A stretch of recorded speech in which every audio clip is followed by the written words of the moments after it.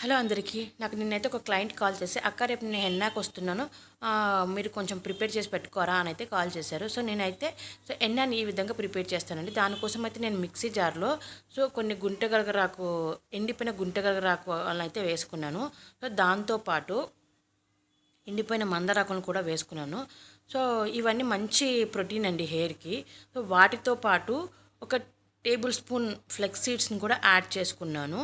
ఇంకా మన కరివేపాకు పౌడర్ని కూడా యాడ్ చేసుకున్నాను అనమాట. 2 టీ స్పూన్స్ కరివేపాకు పౌడర్ని కూడా యాడ్ చేసుకున్నాను.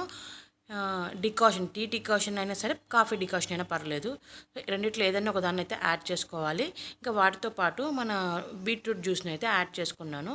యాడ్ చేసుకొని నిదానంగా ఉండలు లేకుండా అయితే కలుపుకున్నాను అనమాట.